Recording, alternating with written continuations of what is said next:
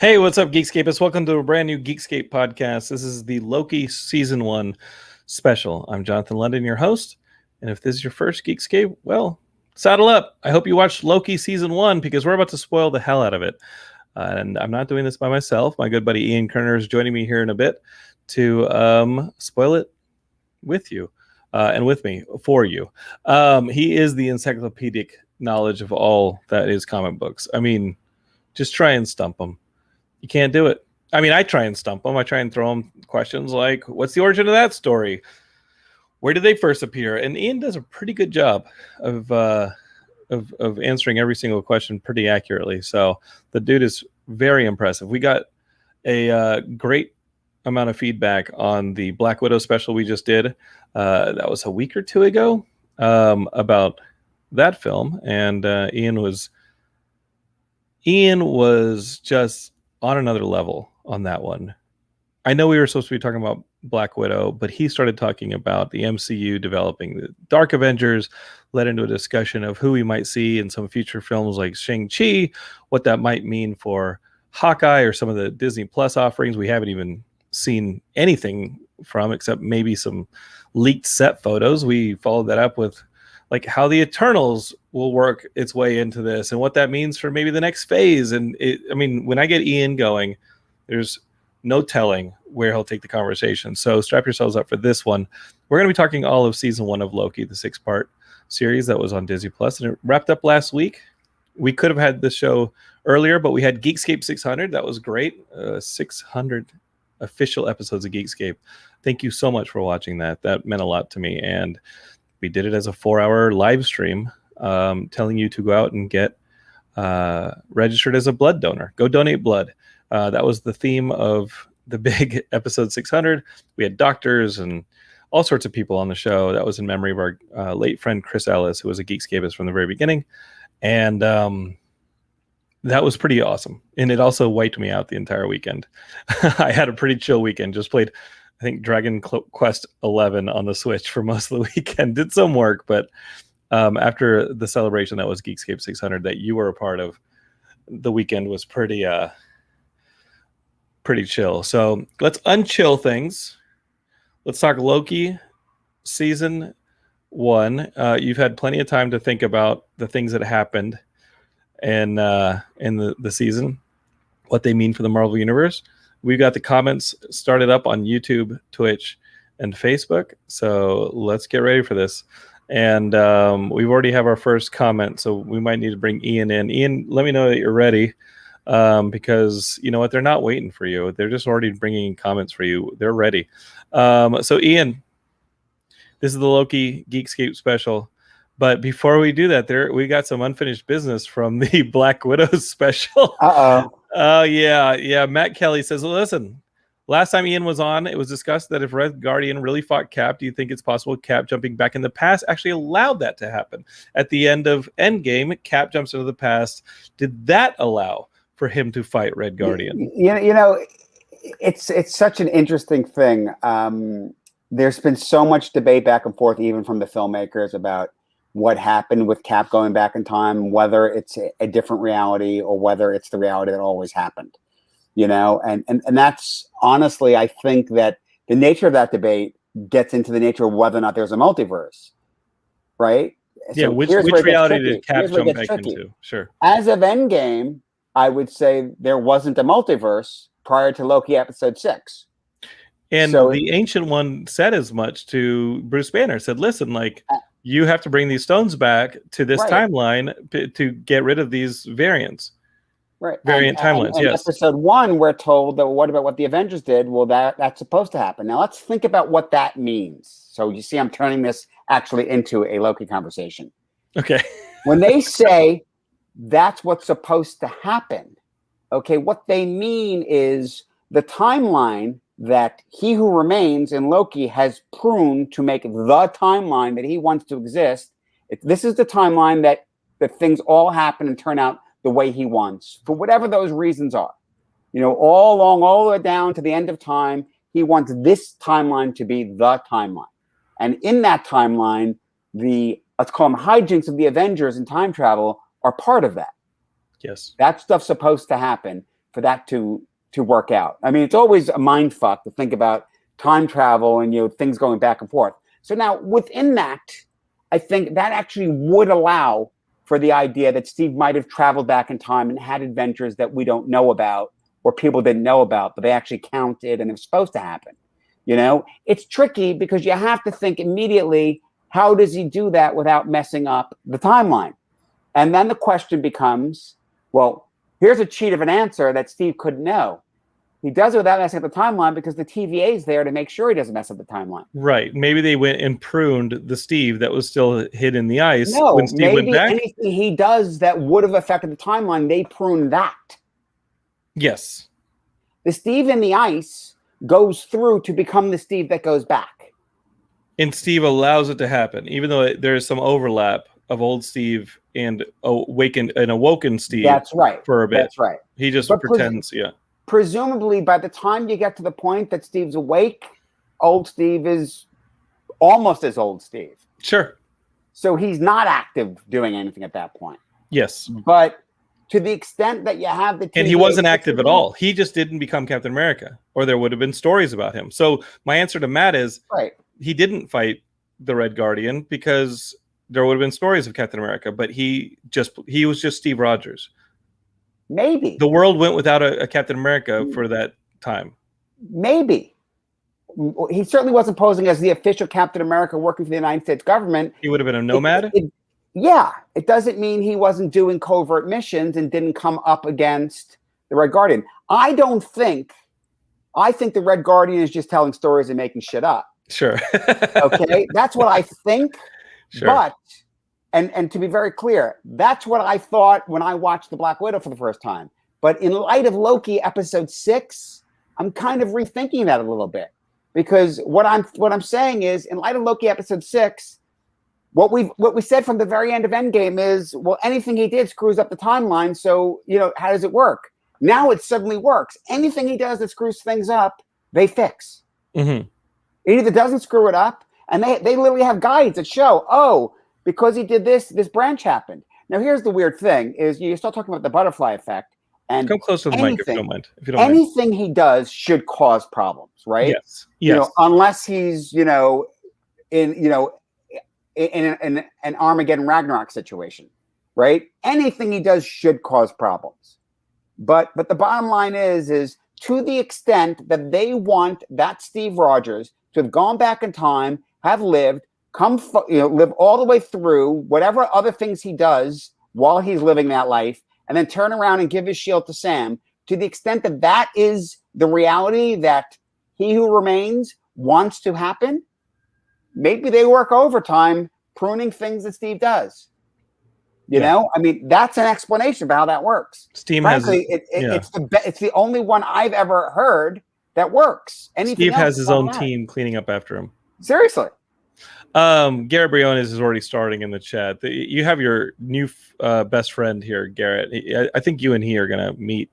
He said he loves how the show Loki season 1 explored identity, learning to love yourself, literally, predestination, fate versus free will, and redemption. I agree. I think that the highlights for me, if we just want to start talking about Loki season 1, that first episode. I started minutes ago. You started it. You are the one who remains, because you started at the end and came forward. now we work our way back in the loop. I worked episode 1 in there. Yeah. So episode 1 to me was like the most fun episode before episode 5. Episode 5 will go down as the episode that delivered what I believed this show promised from the beginning. Was wacky hijinks, Loki multiverse a go-go stuff where we see multiple versions of Loki. It's insane, and that's what episode 5 was. The promise of episode 1 was we suddenly got this Douglas Adams style look at the MCU that was so much fun, and I loved it. Episode 2 slowed a bit, and you have the sequence at the end with the supermarket. I really think that a lot of episode 2 was, hey, this other Loki, who is it? And we know that it's female Loki by the end of it. Episode 3, how do you make that not like that was the one that really ground to a halt for me. It was, you have a planet crash, a moon or something crashing into a planet, yet it was so drenched in dialogue, and I felt like they did some things to contradict Loki and what's interesting Sylvie. is episode 3 is actually very short. Yes, and it just felt the longest because it was talking on a train, and suddenly they can't shapeshift to hide themselves on a train or do different things. I definitely thought it was a low point. I thought that it was a bit actiony with them squaring off against each other. Listen, for the sake of what the story was, it was important. And then episode 4, which started things rolling back, especially in those last 10 minutes, where you're like, okay, now things are starting to now we're really going to question what you thought about this show when you start to see Mobius get pruned, and then you see Loki get pruned. Yeah, and obviously the reveal. You didn't really get into it till late in the episode, but I actually like that whole episode 4. Yeah, episode 4 starts to, for me, get that thing rolling again. Yeah, I came off 3 not even feeling as excited anymore. I was like, okay, let's see where this is going. Which is crazy because that long take that they used to end episode 3 was really pretty impressive. Yeah. That it was like a very long shot. It was super cool. There was a lot of choreography to it, a lot of effects to it. I was into it. Yeah. But I really liked 4. Yeah. I loved 5. 5 to me was the highlight. And the promise of 5 in the end credit scene from 4 was the one where I really wanted to text you and say, I think we texted Justin and said, Justin, just make sure to sit through the credits because you're going to love it. And 5 delivered that promise, that end credit. 6, I think I texted you. Usually Geekscape is, Ian and I try not to reveal how we feel about things until we get in this episode. But I got to tell you, I knew Ian watched 6 at midnight. Our friend Justin jumped on it. I started watching 6 not much later than Justin did, but very quickly sent them a text that said, I'm just smiling ear to ear because Jonathan Masters, we knew, was cast for Quantumania, Ant-Man and the Wasp 3. We knew that he was going to be in Quantumania. We knew that he was going to play Kang. And Ian had said, up and down the Black Widow special, Kang's going to be in episode 6 of Loki. Kang's going to be in episode 6 of Loki. And I said, nah, just doesn't seem like Marvel's style to put like a big cameo in the 6th episode of these series. They want the characters to shine on their own. I think that episode 6 had the big cameo, had the big reveal, had the big setup for what we're going to get, and did an amazing job of having Loki and Sylvie satisfied and explored. The only thing I missed in episode 6 was Dr. Doom should have been sitting at the table talking with them, because that villain conversation was everything that I wanted from the conversations in episode 3, but didn't feel it had the momentum. Episode 6, I loved it. What's interesting to me about episode 6, and I watched it a second time with my stepson, is it seems like, as far as what people are saying out there, it's a mixed bag. People love it or hate it. It's a lot of exposition that you really need to be on board for. And that's episode 3 you're talking about? No, I'm talking about episode 6. Episode 6, yeah. But come on, they did such a great job. Well, but that's just it. It's like, if you're on board for Jonathan Majors doing what he does and his quirkiness, and you're fascinated by it and all that, and it really is. I mean, it's kind of,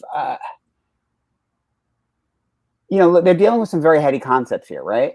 Mm-hmm. Of what it's going to be and what's going to happen. But I mean, for the sake of the story and giving the choice and getting to the stuff about trust and motivation, I thought he did a phenomenal job, and it really brought the whole series together, both Loki and Sylvie. Yes. Andy Rattinger, who I love, is in the chat saying, Loki barely said anything. I like the idea, but it was exposition castle for that final episode. But I think that we've got these two characters. They've been exploring whether or not to trust each other, but not just trust each other, trust the world around them. Sylvie does not trust the world. She has been living in hiding the entire time. Loki, literally her entire life. For her entire life. Loki, for the most part, only trusts a world that he can control. But then he meets the TVA and he realizes he's not really in control of anything. Which goes back to when the TVA agent opens the drawer and there are power stones in there. There are infinity stones in there. And Loki suddenly realizes, I'm not in control of anything. Not only that, Mobius shows him his entire life and then death, and he realizes he's a variant. He's not in control. That conversation at the end was Loki understanding that he has to probably trust that this version of Kang, we'll call him Kang, but he's maybe more closer to Immortus. Closer to Ian, Immortus, going by He Who Remains, which is a whole other character, but related. He I think in that conversation, why I liked it, for someone who's like, Loki was just didn't say anything, I don't know about that, but Sylvie's slipping away from him. Yeah. And he's watching Sylvie slip away from him. And I watched that last episode, and to me, I'm watching this guy who has gone through this experience very quickly. And I love episode 1 because it so quickly caught Loki up to where he was before Thanos snaps his neck in Infinity War. Well, here's the thing. It showed it to him, and you have to, and I think, I'm glad you brought that up because I want to speak about in the episode 6, the villain conversation, but that's a good entry point. And as Garrett says, Loki not saying anything actually says a lot. It does, but because the trick is, I feel like we need to remember that, coming off of Avengers, the first Avengers, I mean, Loki's definitively the bad guy. He's killed all kinds of people, right? And I'm every bit as guilty of anyone else of Loki's redeemed. We like Loki. I was excited for the show, but fine, he's a god. Other people are beneath him. I mean, you could, if you want to accept it for the sake of what the morality is, he changes motivation. The whole idea of the redemption arc, has been around. I mean, certainly, so many stories, the gunslinger, archetype, what have you. I mean, I've always thought Xena did it great, where she was this crazy, bloodthirsty person who killed all kinds of people, and she could never, make up, the ledger's, too thick, but she's going to keep striving to do it, right? So I really like, Loki taking, heroes maybe strong a step, but trying to do the right thing. I like the idea of Loki recognizing that, through looking at the TVA files and where he's at and where he makes his end, we're seeing what happens to his mother, which is a big motivating thing for him. And ultimately, and I think it was a very clever thing, for having him for the first time ever truly loving someone else and feeling he can have something like that, and that motivating him to be more than he's ever been, and to really look at what his motivations are. I think I love that happens, but I loved in episode 6 that he remains still questions like, you're the villain, great. And right now you're doing the right thing, but it doesn't change the other things you've done. I mean, all of us, we all have, these things in our past, all of us, meaning, Loki, Sylvie, and He Who Remains, have done a lot of really bad things, for whether or not, does that matter in the end? I mean, it gives them places to go. Yeah. Loki now has to, in some form, he's still a villain. He has to play a hero to the threat of the oncoming Kangs. I mean, I think that's clearly where they're at, yes. Right? And Sylvie has to, Sylvie really messed up. She pulled the plug that is going to create a giant spiraling shitstorm into the Marvel Universe. But I think she knows she did. I think soon as she does it, she's sitting there and she realizes she messed up. Yeah, and that is the best version of Kang that we saw. Yes. It's going to get worse, way worse. Which, mind you, is Immortus is that version of Kang that evolves out of the conquering and looks down on that past version of himself. Where it always gets confusing is, in this, they're straight up saying, look, it's variants, it's different universes. As opposed to the notion that Immortus, or even He Who Remains, used to be Kang. And that's the question. Did he used to straight up be Kang, or was he a version of the same individual, later on, that just went to a different place, that never was a conqueror? That's a little unclear, right? Mm-hmm. He certainly has the abilities. He took Goliath and wiped everyone out.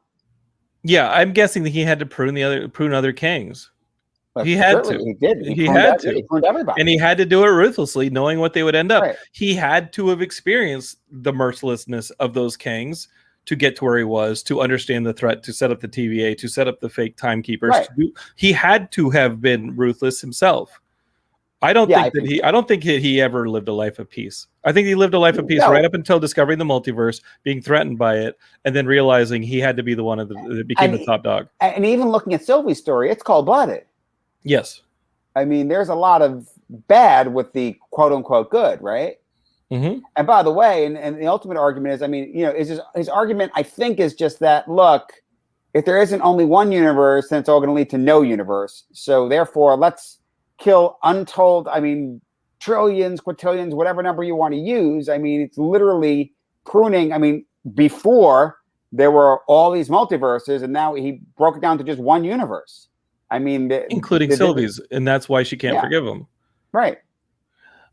It still creates a tragedy. I want to ask you about Sylvie because she's enchanting things. She's Loki's variant, which when he learns to love, let's just keep in mind how shaded that love is, because it is definitely a love of self. Is Sylvie the actual like Marvel version, the MCU version of the Enchantress? That's something that like we haven't called her that. So the answer is probably yes. But when we say that, here's the thing. And I love the play that, it just so happens Loki and Enchantress also both wore green. Yes. And so, and the show, obviously, from the get-go, and the Marvel emblem in it is that green. I think it was, the MCU always does a nod to things in the comics, and they do their own take on it. So we've never seen an Amora among the Asgardians.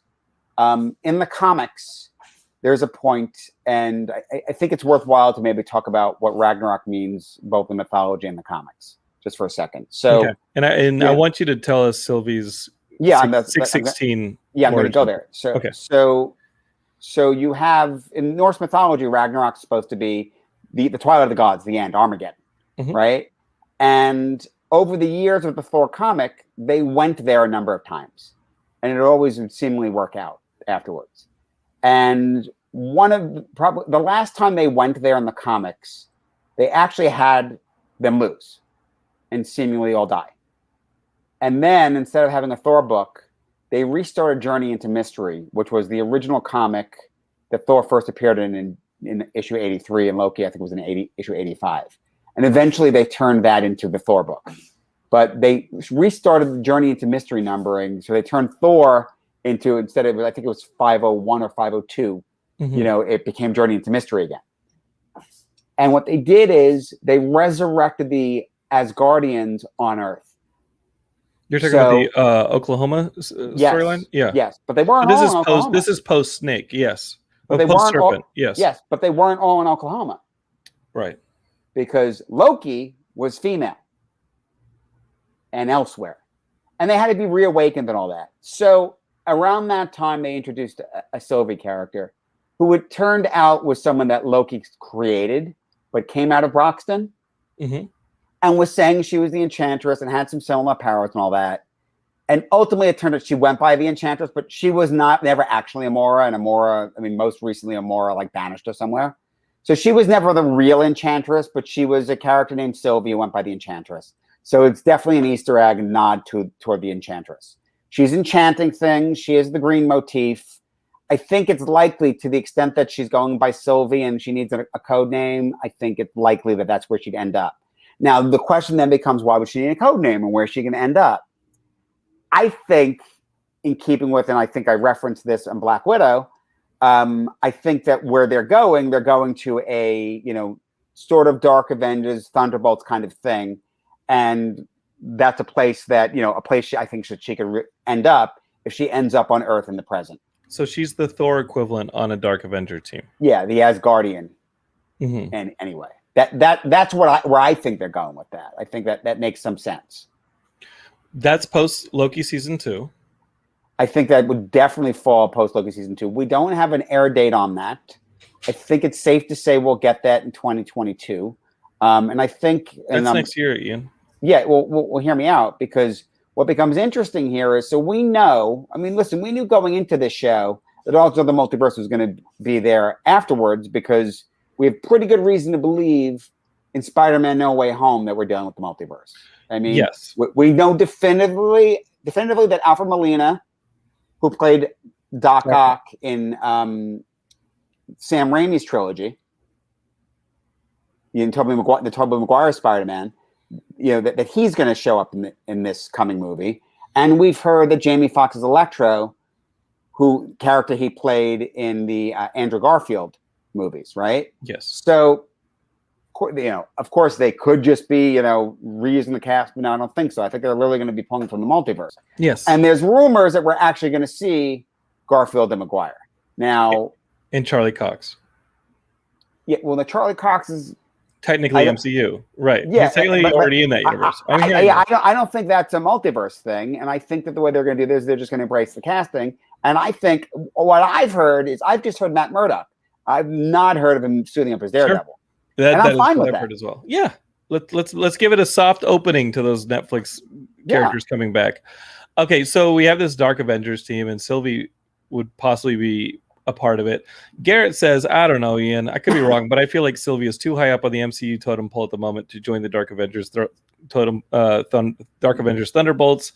I don't know, man. You could say the same thing about the literal replacement for Black Widow. Yeah, Yelena, absolutely. You could say the same. Yeah, you could say the same thing for what I believe Zemo's going to end up. I mean, Daniel Bruhl's probably the biggest star of all of them. Let's be he's going to end up on the Thunderbolts team probably. Let's be clear. When you say high up on the totem pole, well, we're not talking about episodic versus features because there's no distinction anymore. No, right? That's first of all, and second of all, I mean, is the feeling that she's not going to be in a team because she's too big a deal? I mean, I don't know. It worked in the Avengers when everyone that led movies of their own were then part of an ensemble. So it's the same thing. Yeah. Here's the rumor. While you say 2022, we might see a Loki too. I've heard that it's not going to be longer than that. No. My point was that. So but Ian, I've heard is there a rumor that they shot these things back to back? I have not heard that. I'm not saying it's not true. I haven't looked into it. That at least portions of Loki 2 were shot at the same time. It's certainly possible. Kate Aaron, the director of Loki season 1, is not directing Loki season 2. Yes, but she's also indicated that she didn't have an expectation of there being one. Okay. She doesn't quite come out and say. She kind of implies that. Yeah. That it was kind of a surprise to her. So that says to me that they didn't shoot it yet. Garrett is just coming at you, Ian. He wants that title. He says, wait, why would she be involved with a government-sanctioned team while literally unleashing the multiverse? Thor was on a team that had Nick Fury. I mean, we're just Ross put the Avengers together.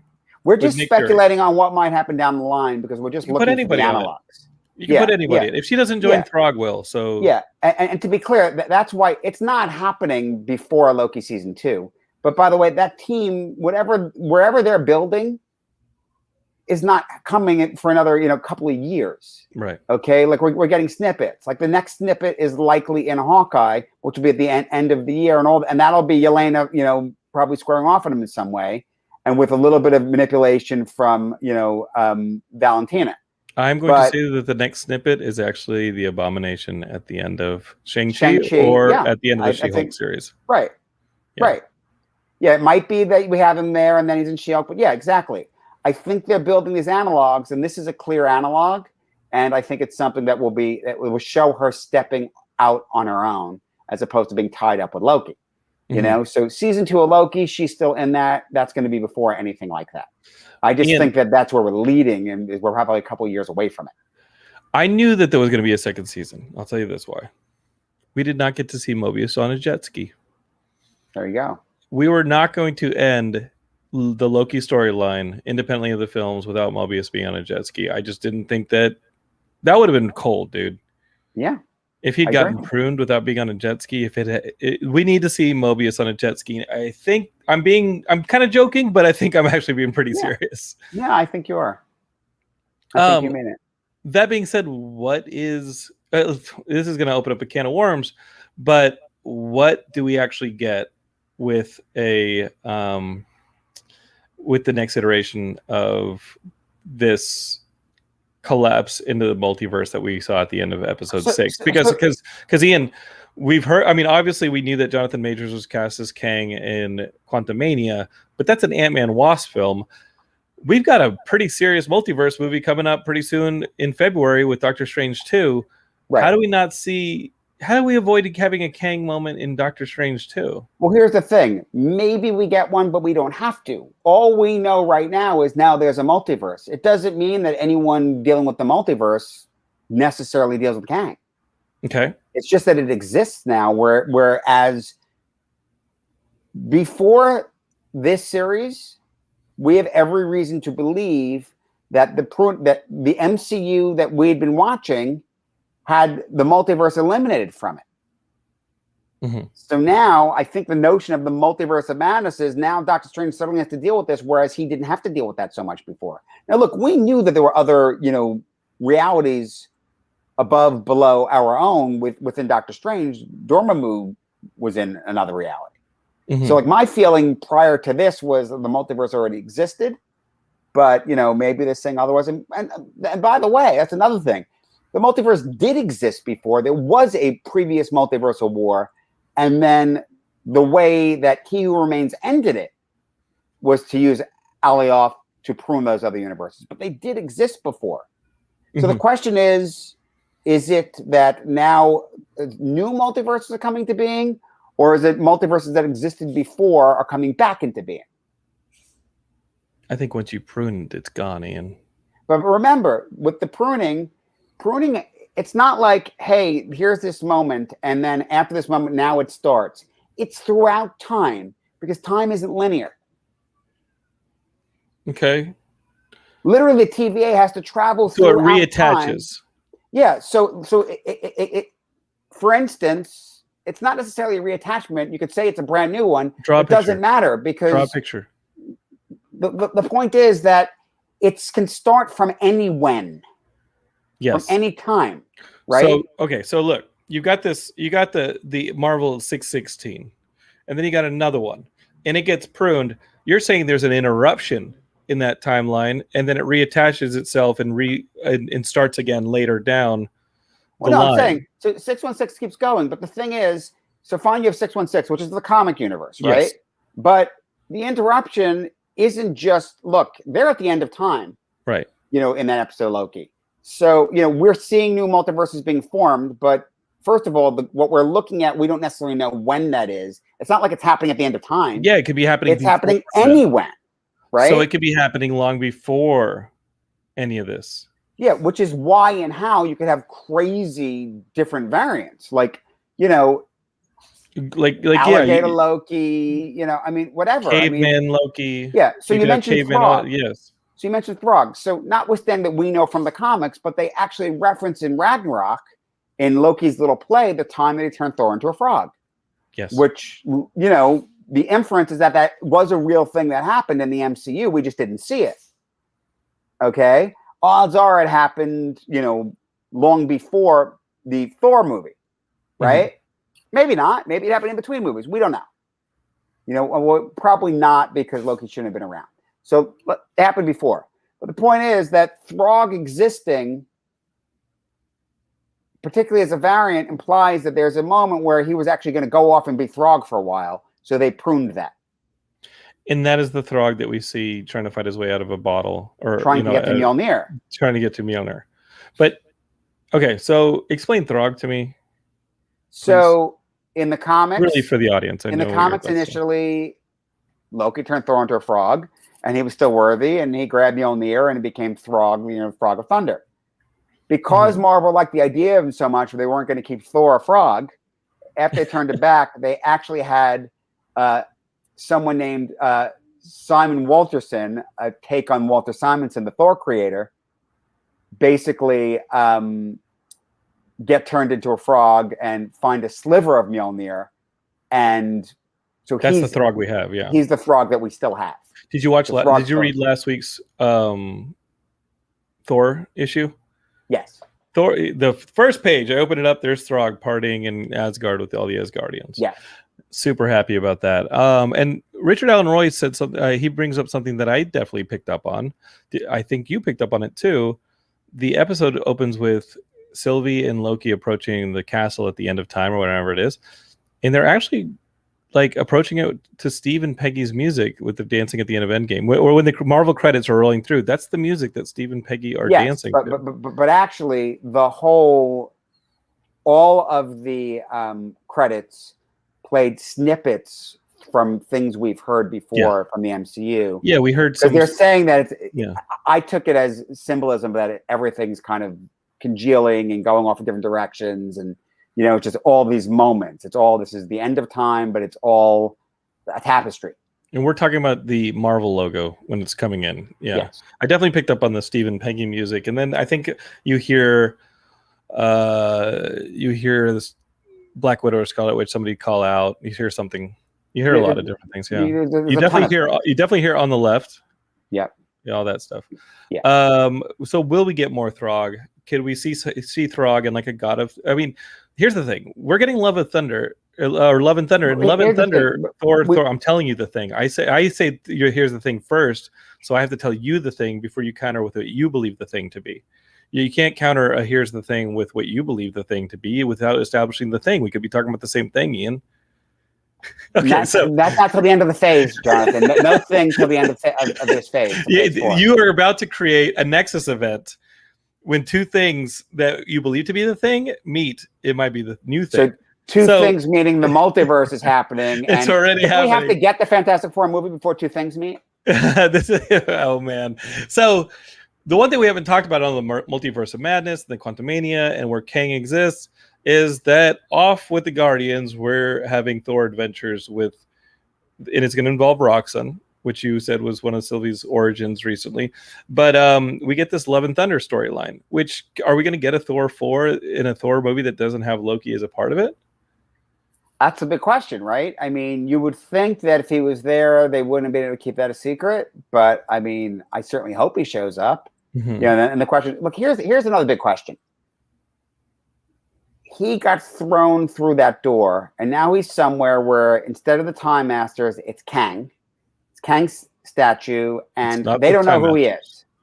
Yeah, so this is a Kang that is potentially more involved with the TVA.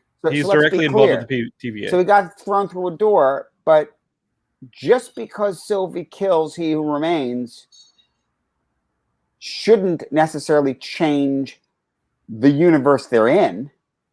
So that says to me that he got thrown into a different universe. Yes, because Mobius doesn't recognize him. Right.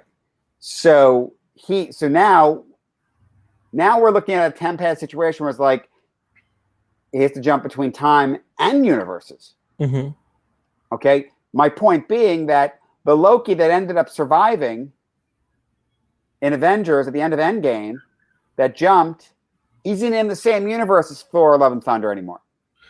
Right. He's in some alternate universe where Mobius is working directly for Kang as they were working directly for the Time Lords. They're now directly working for Kang. All those statues are now Kang statues rather than Time Lord statues. So this is potentially a... Time Lords of Doctor Who. Time Master. So is that right? So now Loki's potentially in a multiverse that is, or a place where it's closer to whatever Scott Lang is going to deal with in maybe Quantumania. They could deal with totally different Kangs. Too many Kangs. There's going to be Kangs everywhere. Council of Kangs. The Council of Kangs, which we want that Fantastic Four movie, but this whole thing introduced the Council of Reed idea, right? It's basically a bunch of Reed Richards finding the other versions of Reed Richards so they can have a council to counteract the multiverse of Council of Kangs, where Kang just wants to conquer, Reed just wants to protect. What about the There's Council no of Reed Richards. The Council of what? Council of Ricks. Yeah. Wait, what's that? Rick and Morty. Oh, I haven't gotten that far. You love it. Council of Ricks, buddy. Gotta watch it. But spoilers. Let's see. Garrett Briones says one of the Loki variants is possibly already there, is how I took it. You're talking about the Kang variant. Yes, the King variant is already there. Loki got thrown into a universe where because already it exists. Where Kang is working directly at the top of the TVA in the same way the Time Masters were. So behind that door, is probably a Kang at this point. Yeah. If there's a door similar to the one that Sylvie was trying to get through, that's right. At the end of episode 4, there's probably a Kang behind that door. He's in a universe where the person pulling the strings didn't feel a need to act like it's someone else pulling the strings. Yeah, he's pulling them directly. So Bolty has a Kang question. Where does Kang's power come from? I mean, he does seem to just be a dude. He can travel through time and see all that happens, but how does that actually negate the power of the Infinity Stones? How does he build his power? That's a really good question. You know, I've thought a bit about like the time travel. They didn't really go here, but you know, there's an Easter egg in Ant-Man and the Wasp where you see Chronopolis, right? Mm-hmm. And that's one that Peyton Reed brought that up as part of like his pitch for introducing the Fantastic Four, because you can see it barely. I mean, did you see it when you first were watching Ant-Man 2? No. Yeah, it was something that like needed to be. Yeah, like Peyton Reed brought it up, and like they zoomed into it, and I was like, "Oh yeah, there's a little city over there." Yeah, and I only know it from the comics because Janet was lost there for like years, and then it ended up being like in Central Park, and she just stepped out of it and was like, "Okay, right. I'm done." So the point is, or the question is, I went into episode 6 going, okay, looking at it, you know, the kind of purplish thing, like. Was that city that we see in episode 6 the same city?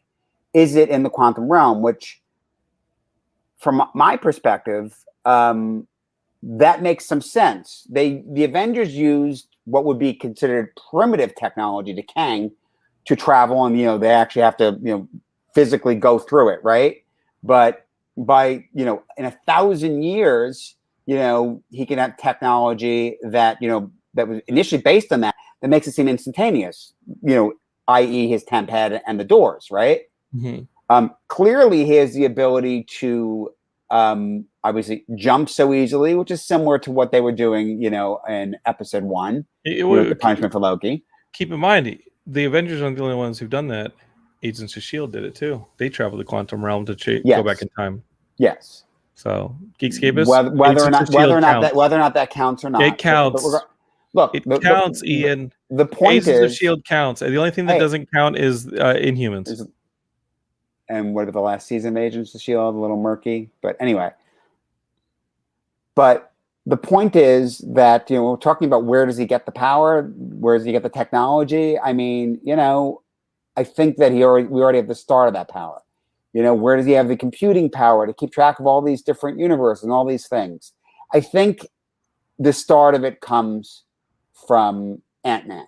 I think the start of it comes from Henry Pym's research. That's the start of that.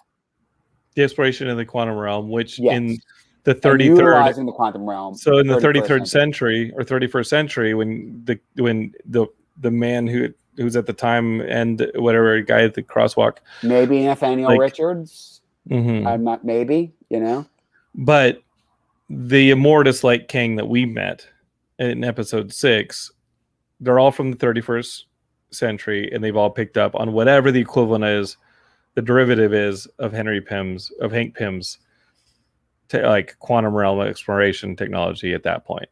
So those aren't powers; those are technology. They're just technology that we can't fathom. It's telling if that he would put that city in the quantum realm to view everything else, right? Mm-hmm. I mean, one of the things that bothered me in Ant-Man and the Wasp, particularly as it related to Endgame, is it didn't really make sense to me. Why does Janet Van Dyne age, but Scott doesn't, and it's instantaneous for him? What? So Scott Lang is in the quantum realm, and he comes out, and 5 years have gone by, but instantaneous for him. Yes. Janet Van Dyne got stuck in the quantum realm, so I guess the argument is she was stuck for a much longer time. Well, she was stuck, so she had no way out. So I think the argument is that she just was physically there that long and aging. She could have stepped out a minute after she stepped in. She could have stepped out at a different point in time, but she didn't. So she actually aged by physically just being there that long. Mm-hmm. I think that's the answer to that. Because by your science, she should look like Grease 2, Michelle Pfeiffer. Well, only if she just happened to come out, a minute after she went in, But the argument, I guess, is that if Scott can go in there and come out at any time, the time really happens there. It's just a question of when you step in and out. But you still are aging there. It seems to be the case. Okay, so it's tricky. Like, shouldn't he have been able to go in and grab her? You know, but yeah. Well, Ian, we're going to be dealing with Kang for a while, at least through Ant-Man and the Wasp 3, and very possibly different Kangs. Different Kangs, which might get very messy. I think they probably won't make it that messy. Yeah, Bolt T wants to know though, what is the motivation for evil Kang the Conqueror? So you end up controlling everything. Do you just want worship? Yeah. Like, we know what Thanos wanted. What does evil Kang want? What Thanos wanted, but everywhere. He's power hungry. Look, you know, I always took the Kang the Conqueror motive as he's Doctor Doom on steroids. Mm-hmm. You know, it's Doctor Doom wants to rule the planet, and Kang wants to rule every iteration of time in the universe. And, you know, for years there was speculation that he was a descendant of Doctor Doom's. Yeah, that sounds before they turned it into the Nathaniel Richards thing. Pain in the ass to rule everything. Like, which is, I'm making a joke, but it sounds like the Immortus version that we had on episode 6 did find it as a pain in the butt to rule everything. He's like, this is awful. Y'all can have it if you want it. I'm just over it. And, you know, so let's talk about that for a bit. What did he want to happen? I actually want you to explain the Nathaniel Richards connection, because a lot of people referenced it after episode 6. It's murky, because for a while in the Fantastic Four book, they introduced Reed's father, okay, who was Nathaniel Richards, who traveled in time. They even brought him into a S.H.I.E.L.D. thing. But then they go and they say a thing like, you know, so at one point it seemed like they were implying that, but then they end up just saying that, oh, he might just be a descendant. Yeah. So it's just one of those murky things. I think in the comics, if there's a character that runs long enough, they worked for S.H.I.E.L.D. sooner or later. Something happened where they were involved with S.H.I.E.L.D. Like, if it's Peter Parker's parents, if it's like Natasha Romanoff, like they ended up working with S.H.I.E.L.D. Leonardo da Vinci. Let's bring back Howard Stark. They all ended up working for S.H.I.E.L.D. sooner or later. So, or a version of S.H.I.E.L.D. Yeah. Andy had a good advice. He said, like, it'd be a little creepy to hire a young actress to be Michael Douglas's wife. Yeah, but I mean, what would be less Hollywood? What would be more Hollywood than that, though? Well, I was just gonna say, you know, art imitating life. Yeah, exactly. So, Ian, where do we go from here, man? Like, we still have this movie floating out there that I feel like it's floating out there that's disconnected from everything else, which is the Eternals movie. Like, why did Marvel make this movie? Not that why do you think it's disconnected? Okay, so how does it connect with all this? You know, to quote we've already talked about how, I mean, if they do it anything like the comic, that we're going to, you know, find out that Thanos is an offshoot of the Eternals. Sure, but so we're past Thanos now. Why release the movie now? I mean, look. Why release the movie now? I think it's about having, you know, other IP to develop, you know, if you want to be. Well, that's but narratively, what can it tell us? Because here, I can ask that question, but we got a fantastic Black Widow movie that people could always argue, why would you release that now? But I thought the Black Widow movie was great now. Yeah. You know, I feel like what you're asking me with that question is, how does it fit in with the Kang of it? And that's making an assumption. No, clearly Kang's going to be a big part of things, you know, but, you know, we speculated for a while what was going to be the big thing to build up to a la Thanos, you know, and there may be more than one big thing. It's entirely possible that they do Galactus before they resolve Kang, you know, because Kang probably, I mean, even looking at Thanos, the Kang of it probably doesn't get resolved for 3 phases. No, Kang he's a bug that you cannot squash. Yeah, like it's probably something that keeps popping up here and there for the next 10 years. Every time you kill a Kang, there's more Kangs. Like, there's more Kangs. Big effing. What Sylvie did is the worst thing she could have, anybody could have possibly done. And I would think that if they want to go to a secret war place, which I think they eventually would to resolve this, they probably don't do the Beyonder so much as they do a version of Kang, you know? Mm-hmm. Maybe they do. But that's the original 2 Secret Wars. I think that they'll more likely do the most recent Secret War. Right, and the incursion event and the whole thing, which is very much multiversal war. Yes, you know? And ultimately the thing that might cure the Kang is the Doom. Doctor Maybe. Doom can stop Kang. Maybe. Or, you know, the thing that can stop Kang is Richards and Doom working together. Maybe. I mean, I'm fantasizing now, as nerds do. Let's address real quick the whole, because I had a friend that was really bothered by the idea of Infinity Stones being baubles in Loki and felt betrayed that the last 10 years didn't count for anything. I said, no, you're looking at it the wrong way. So first of all, you have to realize that in the comics, the idea of the Infinity Stones is, yeah, there are these powerful things in their universe. You take an Infinity Stone into a different universe, it doesn't have any power there. Yes, it is. It's just a paperweight. Right. So the idea then at the TVA was like, well, they're outside the universe. So, and there could be multiple ones of them because every time there's a variant and the stone's part of that variant universe, there's another one that they pruned. Mm-hmm. So it makes total sense. I think the visual of it was also just really powerful to make a statement that we're beyond that. Mm-hmm. You know, so I thought it was actually pretty cool. Yeah, but it doesn't mean cosmic powers can't come into play here. You know, it doesn't mean that, you know, Kang versus Galactus is not a good day for Kang. No, he just gets swallowed like real quickly. Unless he manages to do some kind of time jump or universe jump quick enough to get away. Yeah, no, Kang is still a man. Still a man. But right. his techno. And likewise, the Celestials. I think the Celestials are going to play a big part in the Eternals. And we've seen the head of the Celestial as nowhere in Guardians of the Galaxy, so we know that they exist. That is kind of where I wanted you to start talking. Is you've got this? Well, maybe you got to give me better prompts, Jonathan. No. Listen, I'm just the thing is, if I tell you what I want you to say, Ian, then like the encyclopedic knowledge won't spill out. It'll be channeled. I'm too contrary for you to tell me what you want. It'll be channeled into my narrow scope of the Marvel universe as opposed to your very wide breadth of the Marvel universe. Richard Allen Roy says, hey, Kang could use a council of sorts to help him rule, except for the problem that Kang doesn't want to share.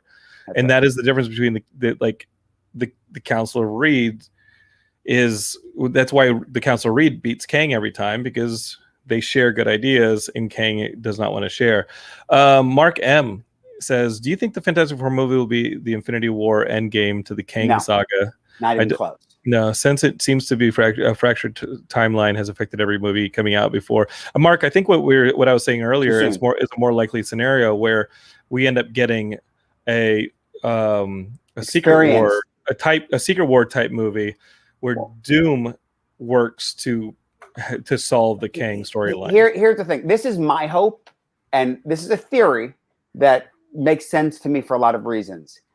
I hope and think we're going to get both the Fantastic Four and the mutants by virtue of the multiverse, because that's a way to give them to us without it saying, oh, they were here all along. Yeah, because I mean, as a comic fan, as an old school fan, I don't want like baby FF. I mean, it was already tricky with Spider-Man. The fact that Spider-Man was a teenager when he started, you know, they made it work. But, you know, the idea of, you know, that Spider-Man not having been around for a long time was troublesome. But for the FF and the X-Men to not have been around for a while, to just be like just starting out, that's going to... Especially when Fury, et cetera, and all these resources know like the existence of the Kree and the Skrulls, chances are they know that there are mutants in their backyard too. Right. Or they would, but, you know, but a multiverse is a way. And what I mean by that is, you could bring them in via the multiverse, and then ultimately what's likely to happen is we're going to end up with the One Earth thing that more or less, I mean, it sort of happened after Secret War. Obviously, DC did it a little more definitively. But we're going to end up with a patchwork kind of world, ultimately, I think, where, you know, it's just going to be people remember them having always been there. Right. I mean, listen, we've already seen, you know, several times, but, you know, done particularly well in the Ant-Man movies where there were adventures before. You know, the fact that Hank Pym and Janet, you know, Van Dyne were Ant-Man and the Wasp in the 80s. You know, just because people didn't know about it, they were. I mean, there have been, whether they called themselves the Avengers or not, these situations have already existed. And by the way, the comics have done that too. I mean, the comics did a 50s, you know, version of the Avengers, and most recently they've been doing the prehistoric Avengers, you know? So, you know, they do that, and even though no one knew about it, doesn't mean it didn't exist. Yes, and you can tie that in because we already have Odin, who was a part of that team, and if we get the mutants, we probably get the Phoenix, which was a part of that team, Sure. and the Ghost Rider was a part of that team, and obviously the Eye of Agamotto was a part of that team as well. Right, and and Black Panther. Black Panther was a part of that team, that spiritual area that he goes to in Black Panther, that lineage. Okay, so Garrett says, like, listen, the Eternals are being introduced now in the wake of the Infinity Saga and will factor in when they're needed. Yeah, I mean, they're not. I mean, are they gardeners of this experience? Are they gardeners of the Earth? What are they? I think in the Eternals, we're going to get a very big conversation about their decisions to not get involved. And I think there's going to be a big philosophical thing between certain characters there regarding, whether they should or not. And then going forward, we've already seen in one of the trailers, right, that, Icarus talking about how he can step in and lead the Avengers, and they all laugh at him. Mm-hmm. But, clearly there's a motivation to be more involved. I mean, listen, Black Knight classically is an Avenger, as is Cersei. So right. I think that beyond Eternals, we're going to see that. I've said this numerous times. I think where we're going is, look, there's no new Avengers movie on the docket. And tellingly, I said new Avengers. I think what we're going to see is, I think we're going to see a version of Dark Avengers, kind of Thunderbolts kind of thing, come together. And then the Avengers are going to reform. A new Avengers are going to form to an answer to that. And it with Sam Wilson. Yeah, and it's not necessarily that they're going to fight them so much as they're going to be an answer to them, like hey, this is not the right ideals. But yes, I think it's going to be Sam Wilson's Captain America who's going to lead the charge and bring an Avengers team together again. Mm-hmm. Who's going to be on it? I mean, likely Winter Soldier, likely, War Machine, who at that point might be Iron Patriot. I mean, we'll see what name he's going by. But something like that. Bolty has the most important question for you, Ian. Do they recast Chris Evans as the Human Torch in the new Fantastic Four series? Yes. Well, that's the thing is, I think they're recasting all of that. No, Chris Evans as the He's saying Torch. Recast. He was cast as the Human Torch. Oh, no, I thought you meant bring Chris Evans back to the MCU, no. but as Johnny. I mean, look, the joke is. If this was 10 years ago, you would definitely get Hugh Jackman as Wolverine, and they would probably keep, all the casts. But now at this point, everything's getting recast. Everything's got to get recast. But to your point, yes, I mean, in keeping with my theory, they easily could have just integrated off of what already exists in those other movies if they wanted to make them truly canon. And right. they do own that IP, but I don't think that's what they want to do, because I think they just want to take their own spin on everything. So they don't want to be beholden to it. It's been 20 years. It's time to do this. And we're not counting the other one. Yeah, they've done it 3 times already as with Spidey. Why not? And there's always a multiverse, so you can always have it. They've already done it with the FF 3 times. Exactly. Garrett says, if we're getting into the multiverse, we need Captain Britain and the Captain Britain Corps. We need it. He needs it, Ian. I mean, yes and no. One of the messy things is, you have Saturn IX and the Captain Britain Corps multiverse, but it always sort of feels like that's a different multiverse than you're dealing with elsewhere, right? I agree. You have Hickman's incursion event, but it doesn't really seem to deal with all those Captain Britain realities. Right. And I thought that things got really messy in the X books recently when you had that war between the Krakoa and Arakau and all that stuff, and you were, and then in the midst of it, there's that whole drama with the Captain Britain Corps in the tower, and I was like, okay, you added one too many things in this narrative, and it's a little messy. Well, I'll give them this to their credit and recognize that all that Captain Britain stuff is all the brainchild of Chris Claremont, who's who so much of the definitive X-Men stuff comes from, and from the get-go with that conflict, they have Saturn IX in the center of it. So it did sort of make sense that they did that and they went there. And they reestablished the Captain Britain Corps out of it. So to the extent that I feel like that was a great way for them to have used that crossover to actually affect, something meaningful in the book and have that crossover have meant something. I think this is sort of a big tangent for the sake of people listening to an MCU sorry about that. podcast versus a comic book one, but you don't do those with me. The X-Men, it's going to get pretty messy if we start Yeah. introducing all this stuff, especially I mean, the current way iteration. back in the early days of Geekscape, when it was Talk to just me. the one show we did, and we do a comic segment, and we would talk about comic books. Now I have to throw a little comic book stuff into these because the only time it happens. All right, I have a question for the Geekscapists, and we'll wrap on it. We usually on Geekscape don't just do the Ian Kerner special. I usually have a guest, and we talk about what they're working on, if they're working in movies, comics, video games, all that, or we just talk news and reviews and all that stuff. Usually, Katie is my co-host. Maybe we have some of the Geekscape hosts from the other podcasts on, and we keep it family like we did Geekscape 600.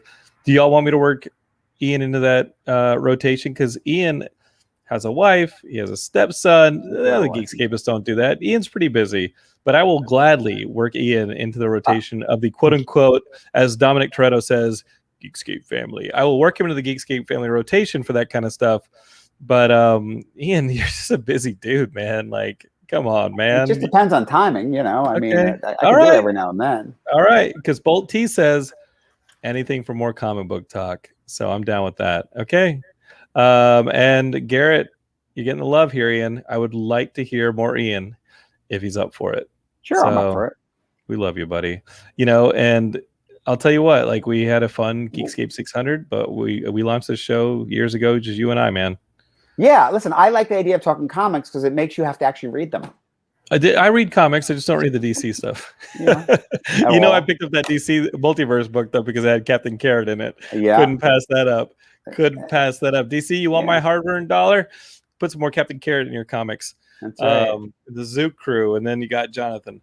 All right, buddy. Loki season 2. We'll see what happens, but it sounds like trying to put a bottle, trying to put a cap on a bottle that's just not going to get closed. That's my prediction, and it will end with some version of a jet skiing Mobius, and that's all I can guarantee for season 2. Maybe. Anything else to add? No, I think that's it. I'm looking forward to it. I think it was definitely a cool way to end it. I hope it's sooner than later, but I mean, what I wanted to say was I think that we get Loki season 2 before we get Ant-Man and the Wasp: Quantumania. I think it's likely after Doctor Strange and the Multiverse of Madness, and I think that makes sense because right now it is a mess. Multiverse of Madness is February. Right. Yeah. And then if we get Loki sometime next year, we'll probably get it right before Quantumania, which is probably that February spot in 2023. Or a spring spot. All right. Geekscapists, you can follow us. Geekscape is on Twitch. It's on YouTube. It's on Facebook. We have a Facebook page and a Facebook group called Geekscape Forever that you'll enjoy. We have more conversations like this. Ian's part of it. Come find us on Facebook and share that. You can follow Ian on Twitter at Ian L. Kerner. Ian L. Kerner. You can follow me at Jonathan London on Twitter. If you want to email me about anything, it's jonathan@geekscape.net. We have tons of shows. We have a multiverse of our own. We have about 10 to 12 podcasts here at the Geekscape. That's like comics, and we don't have a comic show. We have a video game show. We've got wrestling. We've got horror movies. We got all sorts of fun stuff. So look for Geekscape on any of your podcatchers. Subscribe. And if you like this episode, hit the share button. Share it with your friends. Please expand my king powers. Every time somebody listens to Jonathan, it's just another variant of Jonathan being heard in other people's ears. That is horrifying. Love you. Go out there and donate blood in memory of our friend Chris, late Geekscapist, who we lost in May. And for Ian Kerner, thank you for joining us. Geekscape forever. Don't hate, create.